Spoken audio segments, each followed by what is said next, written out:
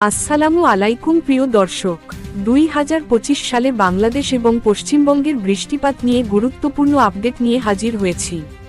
চলতি বছরের বর্ষা মৌসুমে দক্ষিণ পশ্চিম মনসুন বেশ সক্রিয় রয়েছে।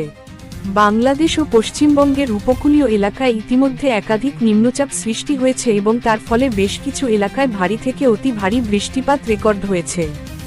বাংলাদেশের খুলনা, চট্টগ্রাম ও বরিশাল অঞ্চলে টানা বৃষ্টির কারণে অনেক জায়গায় জলাবদ্ধতা দেখা দিয়েছে। আবহাওয়া অধিদপ্তরের মতে, আগামী দিনগুলোতেও এই ধারা অব্যাহত থাকতে পারে।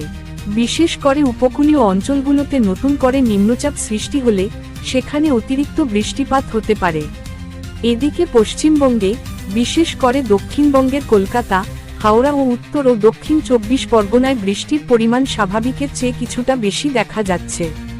জুলাই মাসেই কলকাতা শহরে একদিনে সর্বোচ্চ বৃষ্টিপাত রেকর্ড হয়েছে, যা ছিল গত বছরের তুলনায় অনেক বেশি।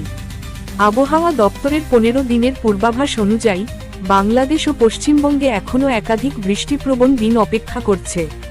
বিশেষ করে আগস্টের প্রথম সপ্তাহে আরও একটি নিম্নচাপ আসার সম্ভাবনা রয়েছে, যার ফলে নতুন করে বৃষ্টি বাড়তে পারে। তাই যারা কৃষিকাজ, যাতায়াত বা শিক্ষা প্রতিষ্ঠানে নিয়মিত চলাচল করেন, তাদের প্রতি অনুরোধ থাকবে, সতর্ক থাকুন, বৃষ্টির দিনে অতিরিক্ত সাবধানতা অবলম্বন করুন। এই ছিল আজকের আবহাওয়ার বিশেষ প্রতিবেদন। ভিডিওটি ভালো লাগলে অবশ্যই সাবস্ক্রাইব করুন, পাশে থাকা বেল আইকনটি বাজিয়ে রাখুন যেন প্রতিদিনের আপডেট মিস না করেন।